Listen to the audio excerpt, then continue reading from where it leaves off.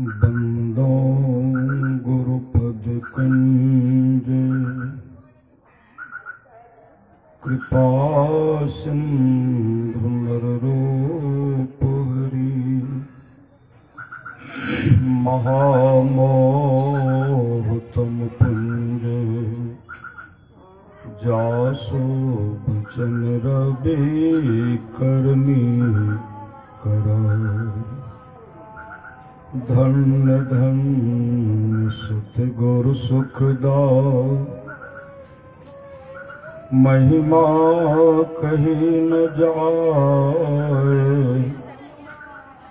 जो कुछ कहो तुम्हारी कृपा मोते कुछ न हो बसाए।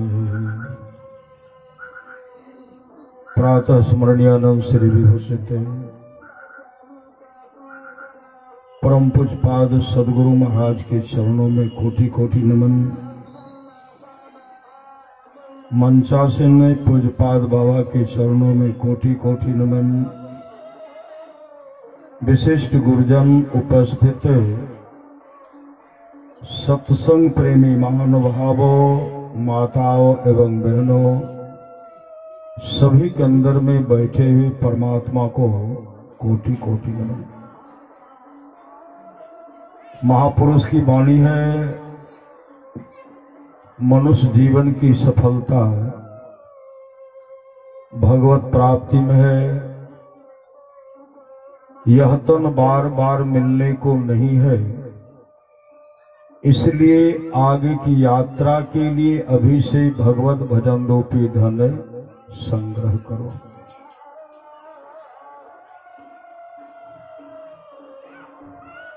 जीवन में भक्ति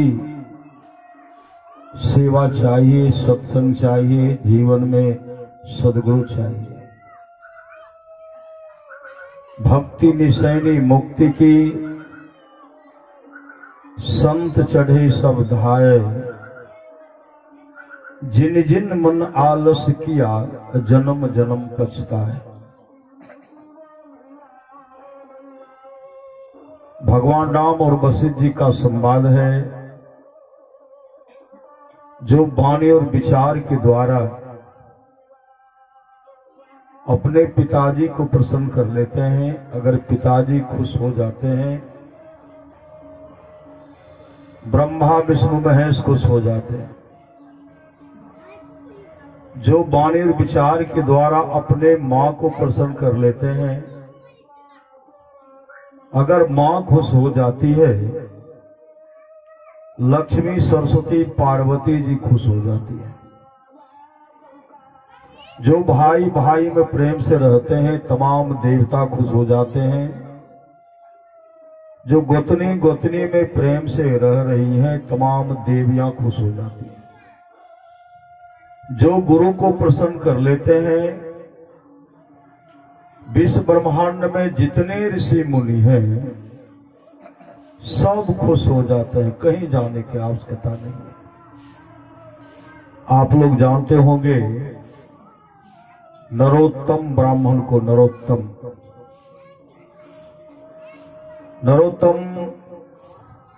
बहुत बड़े तपस्वी थे, बहुत बड़े तपस्वी। वो माता पिता का सेवा नहीं करते थे, माता पिता का सम्मान नहीं करते थे, कभी माता पिता को प्रणाम भी नहीं करते थे, एक गिलास पानी से भी सेवा नहीं करते थे। मतलब कभी माता पिता का सेवा नहीं करते थे, हमेशा अपमान ही क्या करते थे। क्यों कि जब वो स्नान करते थे, स्नान करने के बाद अपना गीला कपड़ा गीला हो जाता था, उसको ऊपर जैसे फेंकता था, आकाश में चला जाता था। वहां से सूख करके पुनः उनके पास आता था। तब स्नान करते थे। उनके मन में अहंकार हो गया कि हमसे बड़ा तपस्वी, हमसे बड़ा ज्ञानी, हमसे बड़ा ध्यानी कोई नहीं, हम तो बहुत बड़े।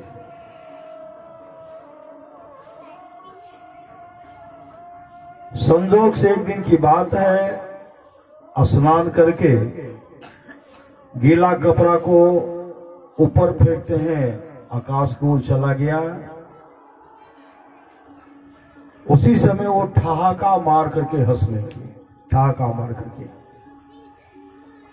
कि हमसे बड़ा ज्ञानी, हमसे बड़ा ध्यानी, हमसे बड़ा तपस्वी कोई नहीं है।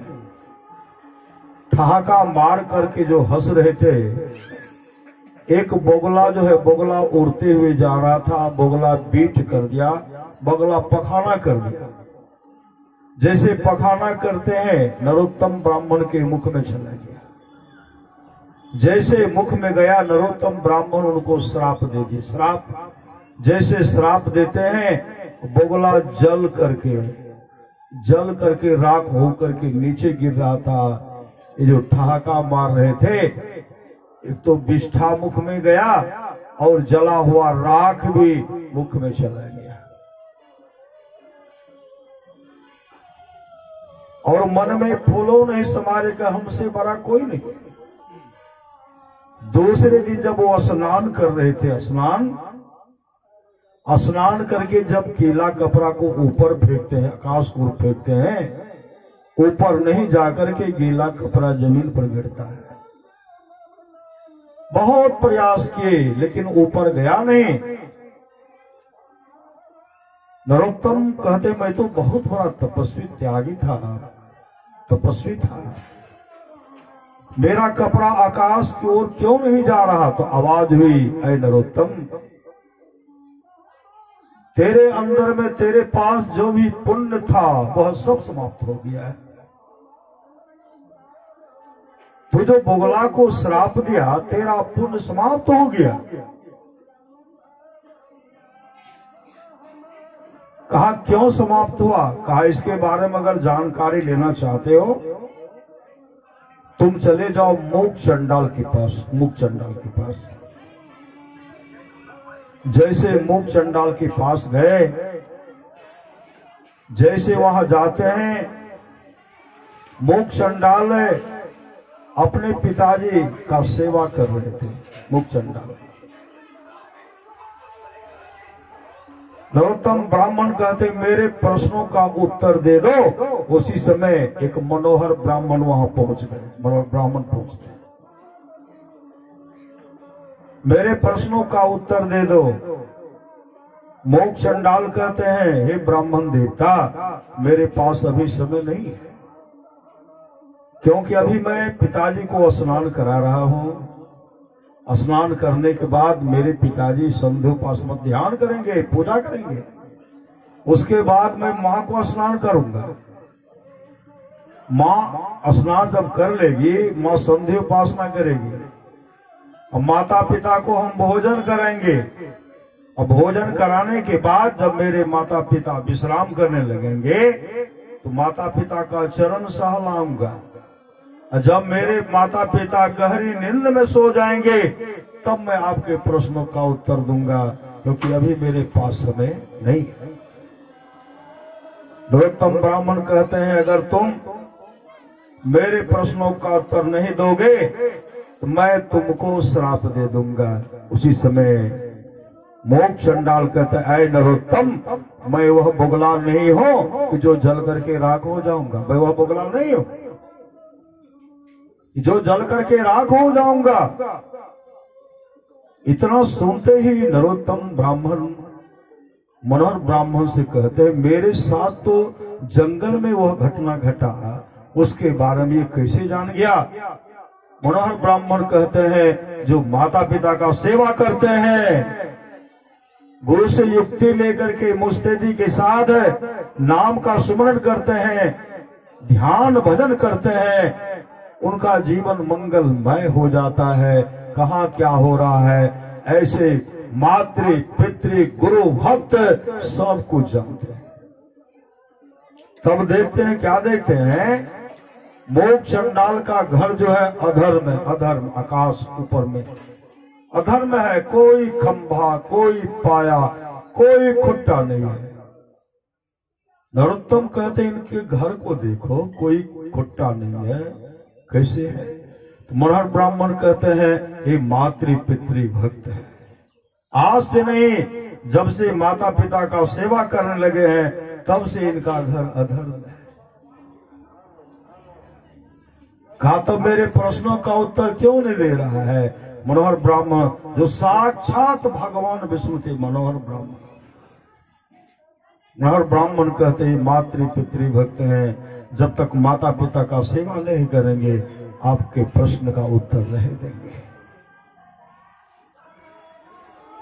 फिर नरोत्तम ब्राह्मण कहते मेरे प्रश्नों का उत्तर दे दो। उसी समय मोक्ष चंडाल कहते हैं हे ब्राह्मण देवता, आपको बहुत हड़बड़ी है, आप पतिव्रता सुभा के पास चले जाइए। पतिव्रता सुभा। नरोत्तम ब्राह्मण कहते हैं सुभा का घर कहाँ है? मनोहर ब्राह्मण कहते मैं आपको वहां पहुंचा देता हूं। जैसे वहां गए, वहां जाने के बाद देखते हैं पतिव्रता सुभा जो है, पतिव्रता वह पति की सेवा कर रही है। नरोत्तम ब्राह्मण कहते मेरे प्रश्नों का उत्तर दे दो। पतिव्रता सुभा कहने लगे हे ब्राह्मण देवता, अभी मेरे पास समय नहीं है, मैं पति को स्नान करा रही हूँ, पति देव ध्यान भजन करेंगे। अब भोजन करने के बाद जब मेरे पति गहरी नींद में सो जाएंगे तब मैं आपके प्रश्नों का उत्तर दूंगी, अभी मेरे पास समय नहीं है। नरोत्तम ब्राह्मण कहते तब तो मैं तुमको भी शाप दे दूंगा। उसी समय पतिव्रता सुभा कहने लगे हे नरोत्तम, मैं वह बोगला नहीं हूं कि जल करके राख हो जाऊंगी, तेरा साप मुझ पर नहीं चलेगा। अरे बहुत हड़बड़ी है तो तुलाधार वैश्य के पास चला जा। तुलाधार वैश्य के पास जैसे जाते हैं तो नरोत्तम मनोहर ब्राह्मण से कहते हैं सब मेरे साथ जो जंगल में घटना घटा सब जान गए, कौन सी विद्या जानते हैं? ये सब कौन सी विद्या जानते हैं? मनोहर ब्राह्मण कहते हैं माता पिता पति। गुरुदेव की वाणी है जो माता पिता गुरु में अनुरक्ति ईश्वर भक्ति करते हैं उनको जानने के लिए कुछ बाकी नहीं रहता। जैसे तुलाधार वैश्य के पास पहुंचे तो दो कतार, माँ वर्ग अलग पिता वर्ग अलग। नरोत्तम ब्राह्मण कहते हैं मेरे प्रश्नों का पहले उत्तर दे दो। उसी समय तुलाधार वैश्य कहते हैं हे ब्राह्मण देवता, अभी मेरे पास समय नहीं है, मेरे पास देखते हैं ग्राहक कितना ग्राहक है, सामान देते देते रात्रि का 12 बज जाएगा, अभी मेरे पास समय नहीं है, बहुत हड़बड़ी है, आप अद्रोहक के पास चले जाइए। अद्रोहक के पास गए, अद्रोहक के बारे में पता लगा है कि अद्रोहक कैसा है। तो वहां के लोग कहते अद्रोहक चरित्रवान है, चरित्रवान है, गुरु से युक्ति लेकर के मुस्तैदी के साथ ध्यान भजन करता है। फिर अद्रोहक से कहते हैं, अद्रोहक कहते हैं हे नरोत्तम आप आगे बढ़ो, आप आगे बढ़िए, आपके प्रश्नों का वहां उत्तर मिलेगा। जैसे आगे बढ़ते हैं तो देखते हैं कमल का सैया है, उस पर देखते हैं मनोहर ब्राह्मण बैठे। मनोहर ब्राह्मण जो साक्षात भगवान विष्णु थे, कभी भगवान विष्णु के रूप धारण करते हैं, कभी मनोहर ब्राह्मण के रूप में आते हैं, मतलब सब दर्शन वो कर रहे हैं, कभी भगवान विष्णु का दर्शन, कभी मनोहर ब्राह्मण का दर्शन करते हैं। उसी समय नरोत्तम कहते हैं आप कौन हो, आप भगवान विष्णु हो कि मनोहर हो? उसी समय भगवान विष्णु कहते हैं ऐ नरोत्तम, मैं साक्षात विष्णु ही मनोहर के रूप में हर घर में जाता हूं जहां माता पिता का सेवा करते हैं, पति का सेवा करते हैं, गुरु का सेवा करते हैं, जो आपस में मेल से रहते हैं, प्रेम से रहते हैं, मैं तमाम जगह जाता हूं और देख करके मेरा मन प्रसन्न हो जाता है। फिर उसी समय भगवान विष्णु कहता है, ऐ नरोत्तम, तेरे जीवन में माता पिता का सेवा नहीं है, तेरे जीवन में गुरु नहीं है, और जब तक तुम माता पिता का सेवा नहीं करोगे तब तक तेरा जीवन कभी मंगलमय हो नहीं सकता, और तेरे जीवन में सद्गुरु भी नहीं है। ऐ नरोत्तम, कल्याण चाहते हो तो पहले, सबसे पहले अपने जीवन के बागडोर को संत सद्गुरु के हवाले करो। भजन भेद लेकर के घर जाओ, तुम्हारे माता पिता एक एक दाने के लिए तड़प रहे हैं, तरस रहे हैं, एक गिलास पानी के लिए छटपटा रहे हैं। इसलिए जितना जल्दी हो माता पिता के चरणों पर झुक जाओ, प्रणाम करो और उनका सेवा करो, सेवा करने दो। और पुनः अब तुम मेरा दर्शन नहीं कर सकते, इस जन्म में तुम मेरा दर्शन नहीं कर सकते, इसलिए जाओ संत सदगुरु से नाम दान मतलब भजन भेद लेकर के माता पिता का सेवा करो।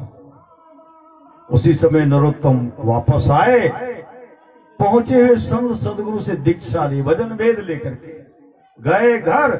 जो माँ को प्रणाम नहीं करते थे, माँ से बातचीत नहीं करते थे, जो बहुत बड़े अहंकारी थे कि मैं बहुत बड़ा तपस्वी हूं, माँ को प्रणाम करते हैं, माँ रोने लगती है। पिताजी को प्रणाम करते हैं, पिताजी भी रोने लगते हैं और हृदय से लगाते हैं। उसी समय से उनका जो है काम मतलब सेवा भक्ति शुरू हो गया। कैसा सब, कैसा सेवा, कैसा भक्ति। माता पिता को क्या चाहिए? सूखी रोटी, गीली साग और दूध मिलता है, बड़का भाग समय पर एक गिलास पानी, जो चाहना है वो करते थे। माता पिता को स्नान कराते थे, समय पर जलपान बना करके जलपान कराते थे, समय पर भोजन बना करके भोजन कराते थे। जब माता पिता सोने लगते थे, माता पिता के चरण को सहलाने लगते थे। गर्मी के समय में पंखा झेलते थे, जाड़े के समय में अग्नि का व्यवस्था करके अग्नि का सेवन कराते थे, गर्म जल का व्यवस्था करके जाड़े के समय में अपने माता पिता को स्नान कराते थे। उनका दिनचर्या बन गया, दिनचर्या। और इतने सेवारत हो गए, इतने सेवा के, जब तक माता पिता जीवित रहे भरपूर सेवा किए। जब माता पिता संसार से चल बसे, मुस्तैदी के साथ ध्यान भजन के अपने आत्म स्वरूप का दर्शन करके मोक्ष को प्राप्त किए।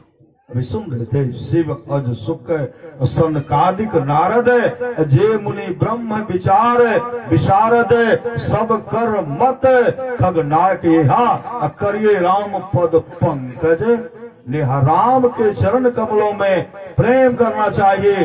राम का चरण क्या है? राम का चरण है प्रकाश और शब्द।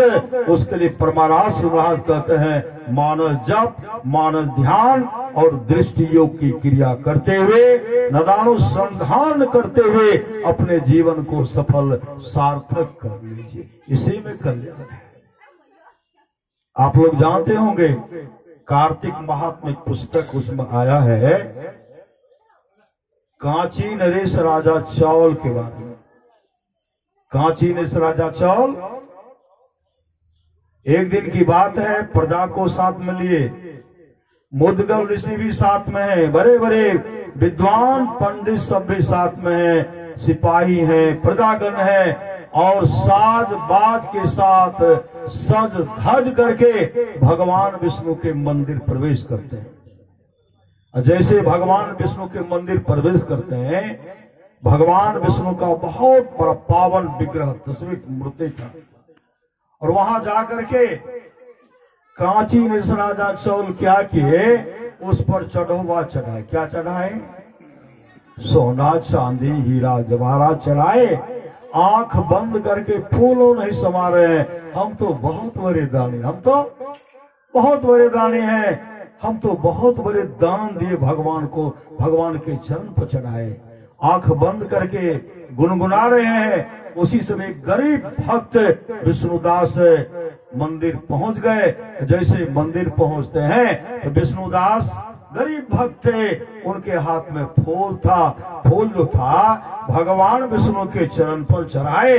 जो राजा चढ़ौवा चढ़ाए थे उसी पर चढ़ाए। राजा के द्वारा चढ़ाया गया चढ़ौवा था, सब ढक गया, अब दिखलाई नहीं पड़ा।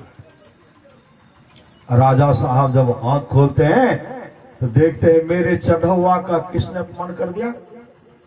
हम तो सोना चांदी हीरा जवाहरात चढ़ाए थे, किसने मेरे चढ़ौवा का अपमान कर दिया। तो पीछे मुड़ करके देखते हैं एक गरीब भक्त विष्णुदास पीछे में खड़े हैं। राजा साहब उनको डांटने लगे, कहा मेरे बराबरी में तुम मंदिर में क्यों प्रवेश किया। राजा साहब डांट रहे हैं, मंत्री भी डांटे, सिपाही भी डांटे, जो भी प्रजा से सब डांटने लगे।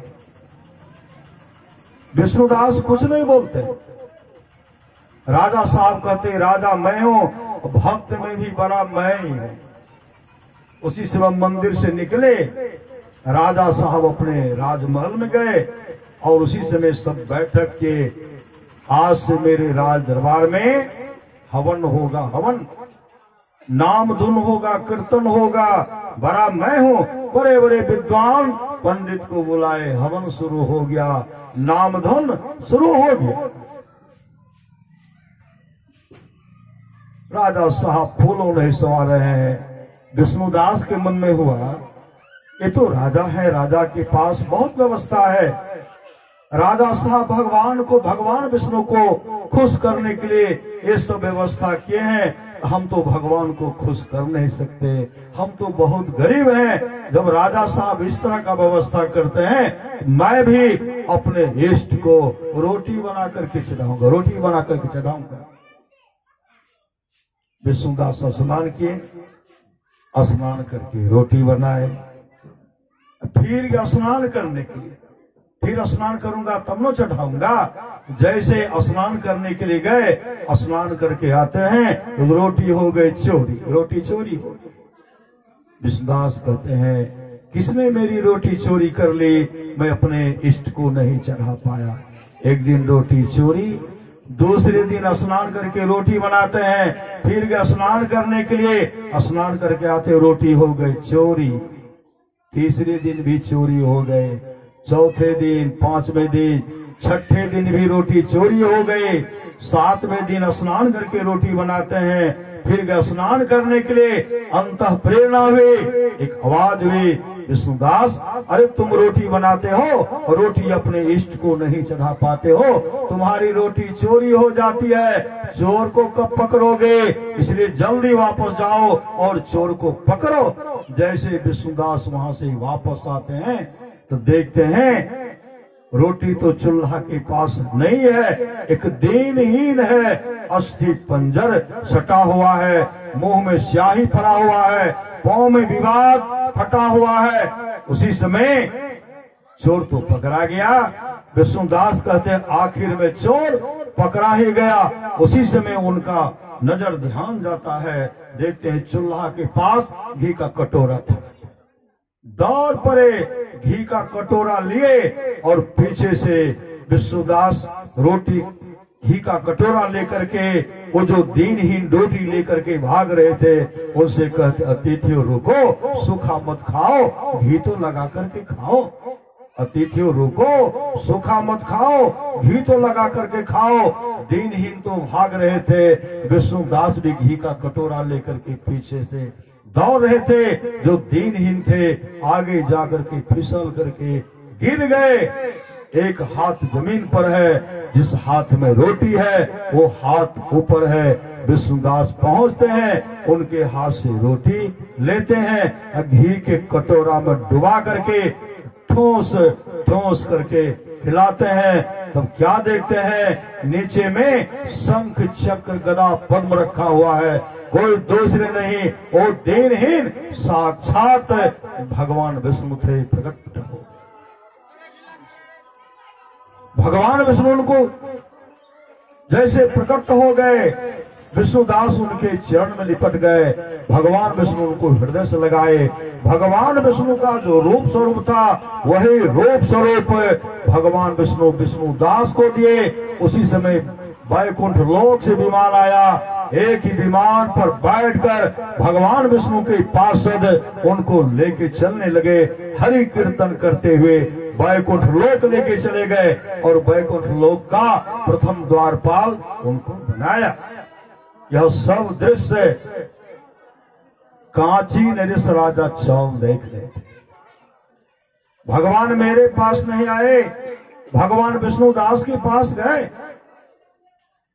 मन में जो अहंकार था मैं राजा हूं, अहंकार चूर चूर हो गया। बड़ा मैं नहीं, बड़ा तो विष्णुदास है, बड़ा विष्णुदास है। तब तो भगवान उनको दर्शन दिए। तब कांची राजा चौल पता लगाते हैं कि भगवान विष्णु जिनको पहले दर्शन दे दिए, कोई अच्छा आयोजन भी नहीं किए, कोई दान पुण्य भी नहीं किए, भगवान भी उनको दर्शन क्यों दे दिए? तब पता लगाए तो पता लगा कि विष्णुदास पहले से ही अपने जीवन के बागडोर को संत सदगुरु के हवाले किए हुए थे। मतलब दीक्षा लेकर के मुस्तैदी के साथ ध्यान भजन करते थे। इतने श्रद्धा प्रेम से भगवान को पुकारे, भगवान उनको दर्शन दे दिए, उनका परम कल्याण हो गया। तब कांची नरेश राजा चौल के मन हुआ अब हम भी भजन भेद लेंगे, दीक्षा लेंगे। तब दीक्षा ली, तब दीक्षा लिए। दीक्षा लेकर के सत्संग, अब सत्संग भी कर रहे हैं, ध्यान भजन भी कर रहे हैं, लेकिन हवन जो है, कीर्तन जो है कीर्तन हो रहा, हवन कीर्तन हो रहा है। बहुत दिन बीत चुके, लेकिन जब उनको दर्शन नहीं हुआ, एक दिन कहते हैं बड़ा मैं नहीं, बड़ा तो विष्णुदास है, मेरे अंदर में अहंकार है, अब जीना धिक्कार है, धिक्कार है, अब हम जीना नहीं चाहते हैं। आज हवन कुंड में छलांग लगा करके आत्महत्या कर लेंगे। क्यों? कि बड़ा मैं नहीं, बड़ा तो विष्णुदास है, भगवान मुझे दर्शन नहीं दे रहे हैं, इसलिए मैं आत्महत्या कर लूंगा।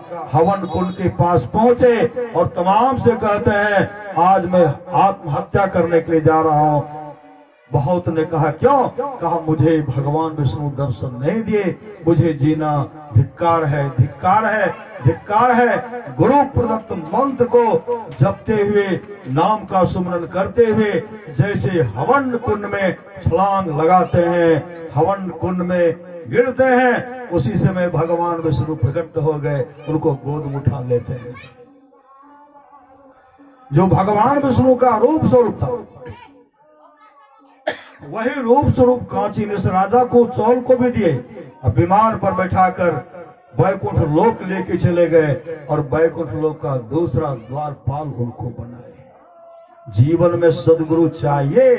भगवान श्री राम कहते हैं बड़े भाग मानुष तन पावा, असुर दुर्लभ सब ग्रंथ गावा, साधन धाम मोक्ष कर द्वारा, पायल जही परलोक समारा, सो परत्र दुख पावे, सिर धुनि धुनि पछताए, काल कर्म ईश्वर ही मिथ्या दोष लगा, करणधार सदगुरु दिरनावा, दुर्लभ सास सुलभ करी पावा, जोन उतरे भव सागर नर समाज पाए, सोकृत निंदक मंदमती आत्म हन गति जाए। पुनः भगवान श्री राम कहते हैं जाओ पर लोग यहाँ सुख चाहो, सुनि मम वचन हृदय दृढ़ गहो, सुलभ सुखद मार्ग यह भाई, भगति मोर पुराण श्रुति गाये, भगति स्वतंत्र सकल सुख खाने, बिनु सत्संग न पावे प्राणी। भगवान शिव मां पार्वती जी से कहते हैं सो धन धन्य प्रथम गति जाके, धन्य पुण्य रत मति सोई पाकी। वह धन धन है जिसकी प्रथम गति है, अर्थात जो दान में लगता है। राजा श्वेत जीवन में दान नहीं किए थे, लेकिन उनको अपने निज शरीर का लाश का मांस खाना पड़ता था। ब्रह्मा जी ने कहा आप जीवन में दान नहीं किए, सत्संग नहीं, दान नहीं किए, उसके चलते आपको यहाँ भूख की क्षुधा सता रही है। आपका लाश रखा हुआ है, उस लाश को आप खाइए। आए खाना शुरू करते हैं, सोचते हैं सठ जाए। जैसे एक दिन खा करके जाते थे, बढ़ा चढ़ा करके खाते थे, और दूसरे दिन जब आता था एक बित्ता बढ़ जाता था। ब्रह्मा जी से कहते हैं भगवान, मैं तो चाहता हूं जितना सठ जल्दी सठ जाए, लेकिन सठता ही नहीं है, वो तो बढ़ता ही जाता है। कब तक खाना पड़ेगा? का 100 वर्षों तक। मेरा कल्याण कैसे होगा? कहा जिस दिन अगस्त ऋषि का दर्शन होगा उस दिन तुम्हारा परम कल्याण होगा। एक दिन ऐसा आया, अगस्त ऋषि का दर्शन हो गया, उसका परम कल्याण हो गया। आप लोग जानते होंगे कर्ण के बारे में। दाता कर्ण क्या दान करते थे? सोना दान करते थे। श्री सदगुरु सोना दान करते थे। कर्ण का जब शरीर छूटा, चले गए धर्मराज के पास, अच्छी गति हो गई।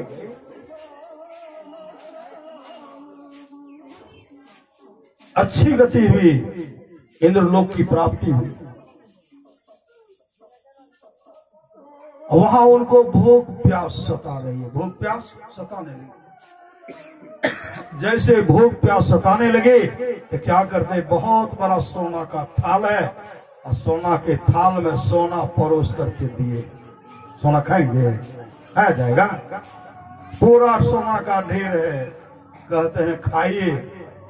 कर्ण कहते कैसे खाएंगे? खाया जाएगा? कहते हैं आप तो अन्नदान किए नहीं, आप अन्नदान नहीं किए। नो अन्नदान किए, नो वस्त्र दान किए, कोई दान नहीं किए। आपने सोना दान किए, तो सोना खाइए। कहा महाराज कैसे खा जाए?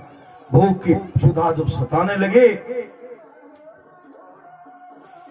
तब धर्मराज से प्रार्थना करते हैं भगवान मुझे मौका दीजिए, कम से कम मौका दीजिए, मृत्यु लोक में जाकर के फिर वहां दान पुण्य करूंगा। तब उनको 15 दिन का समय दिए श्री सदगुरु। 15 दिन का जब समय दिए ना, मृत्यु लोक में आकर के जगह जगह पर वो भंडारा शुरू किए। भोजन, सुंदर सुंदर भोजन, अन्नदान करने लगे। 15 दिन तक किए। अब 15 दिन के बाद जब यहाँ से गए ना, जैसे भूख की क्षुधा सताती है, वहां पूरा सामग्री जो जो यहाँ दान किए थे, अन्नदान किए थे, तरह तरह का थाली में सजा हुआ मिलता है, और खाते हैं, भूख की क्षुधा मिट जाती है। श्री सदगुरु तो देखते हैं गृहपति के द्वारा, अनिल बाबू के द्वारा, सौ परिवार के द्वारा जो है क्या दान कर रहे हैं? यह सत्संग दान कर रहे हैं, सत्संग दान कर रहे हैं। परमारास महा की मानी है, थोड़ा सा भी सत्संग गुरु बड़ा लाभ होता है। जितना लाभ की बहुत धन के मिलने, बहुत विद्या के पढ़ने से नहीं होता, उतना लाभ सत्संग से होता है। नित्य नियमित ढंग से सत्संग करो, सत्संग से खाली कोई मत रहो। अभी अमृत की बरसावे, अध्यात्म ग्रंथ का सार सार ज्ञान कह दिया। जिसको याद रहा उसको अमृत मिला, जिसको याद नहीं रहा उसने अमृत को खो दिया। एक एक श्वास के लिए सिकंदर तरसते रह गए, डॉक्टर मुझे किसी तरह बचा लो जिससे कि मैं अपने माँ का दर्शन कर सकूं। सिकंदर के सामने मौत ही मौत दिखलाई पड़ रही थी, क्योंकि दंडान ऋषि ने कहा था, ऐ सिकंदर विश्व विजय की लालसा लेकर के चले हुए हो, अब तुम अपनी माँ का भी दर्शन नहीं कर सकोगे। सिकंदर के सामने मौत ही मौत दिखलाई पड़ रही है। डॉक्टर को प्रलोभन देते हैं, डॉक्टर मुझे किसी तरह बचा लो, सोना चांदी हीरा जवाहरात का अंबार लगा दूंगा, आधा रात तक दे दूंगा। उस समय डॉक्टर ने कहा, हे विजेता, आप दुनिया की तमाम दौलत मेरे हवाले कर दीजिए, लेकिन आपके श्वास में एक भी श्वास जोड़ने को किसी को ताकत नहीं है, नहीं है, नहीं है। उस समय सिकंदर पश्चाताप करते हुए कहते, काश अगर हम जानते कि दुनिया की तमाम धन दौलत देने के बाद भी मेरा अपना प्यारा सा श्वास कोई वापस नहीं दे सकता, तो मैं अपने अमल श्वास को बर्बाद नहीं करता। एक एक श्वास के लिए तरसते रह गए। आप लोग भी बहुत बड़े दानी हैं श्री सदगुरु। 3 दिन से जो समय दिए, 2 घड़ी 3 घड़ी बैठ करके सत्संग का श्रवण किए, समय दान दिए और संसार रूपी पूंजी से जो नाम का सुमरन किए, आपने बहुत बड़े दान दिए। यही समय, यही दान, यह जो सत्संग किए, यही काम आएगा, दूसरा आने वाला नहीं है। तमाम बैंक बैलेंस, तमाम सुंदर महल, जमीन का प्लॉट जमीन, कोई साथ जाने वाले नहीं है। अपने अपने करने, अपने अपने साथ है, अपने अपने साथ करे जो आगे आवे।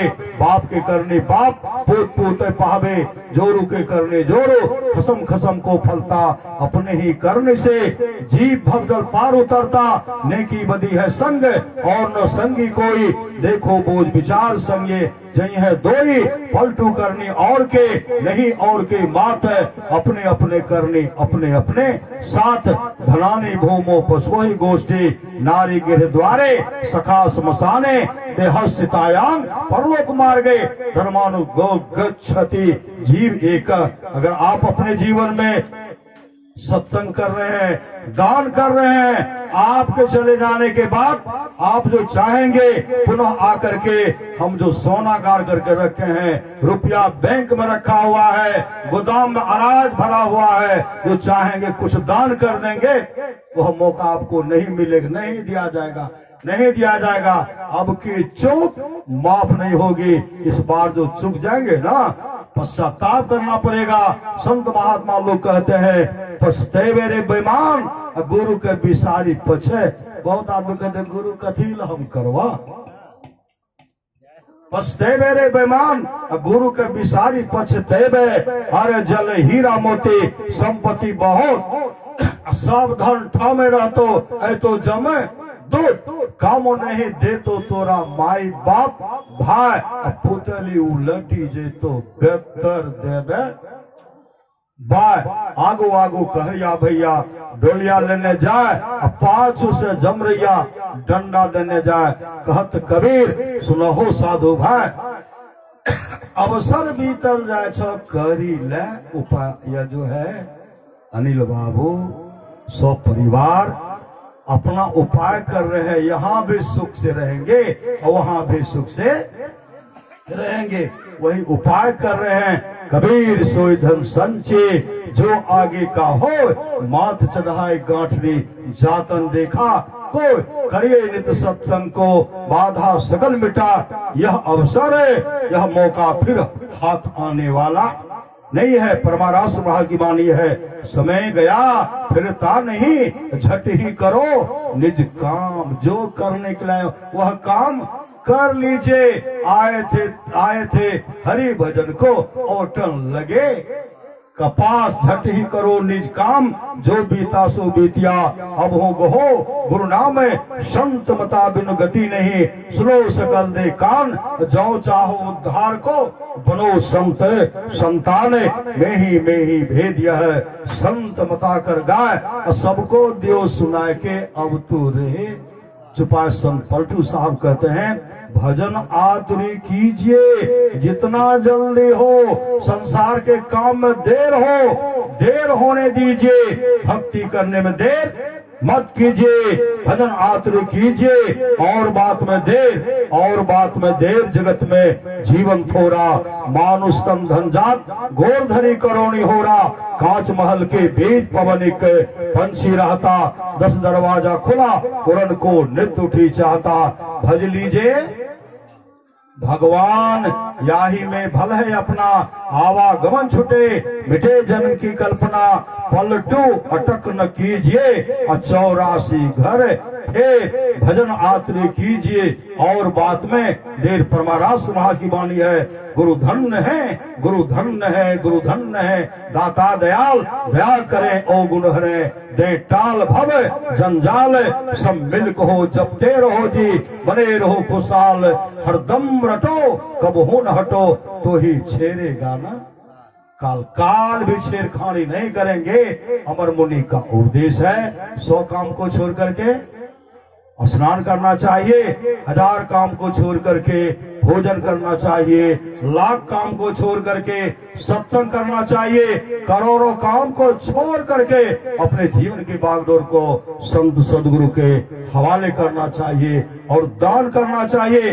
भगवान श्री कृष्ण की वाणी है, निष्पाप उद्धव जी, कोई कितना भी अश्वमेध यज्ञ कर ले, कृष्ण चंद्रायण आदि व्रत कर ले, उसके द्वारा मैं सुलभता से प्राप्त नहीं होता। बस एक सत्संग ऐसा जरिया है जिसके द्वारा सुलभता से प्राप्त हो जाता, उस भक्त के वश में हो जाता और उस भक्त का परम कल्याण हो जाता। पुनः सदगुरु महाराज कहते हैं थोड़ा सा भी सत्संग करो, बड़ा लाभ होता है। जितना लाभ की बहुत धन के मिलने, बहुत विद्या के पढ़ने से होता, उतना लाभ सत्संग से होता है। नित्य नियमित ढंग से सत्संग करो, सत्संग से खाली कोई मत रहो। अभी अमृत की बरसावे, अध्यात्म ग्रंथ का सार ज्ञान कह दिया। जिसको याद रहा उसको अमृत मिला, जिसको याद नहीं रहा उसने अमृत को खो दिया। पुनः सदगुरु महाराज कहते हैं जो लोग बहुत दिनों से सत्संग करते आ रहे हैं, अभी कर रहे हैं, आगे भी करेंगे, वे सभी महासुख के भागी होगी। बहुत बड़ा ढेर है, उसमें सुख का हिस्सा मिलेगा। इसलिए सत्संग नित्य और ध्यान निसंलग्नता के साथ कीजिए, यह लोक परलोक मंगलमय होगा। बोलिए प्रेम से श्री सदगुरु महाराज की जय। सुरंदर वाक्य।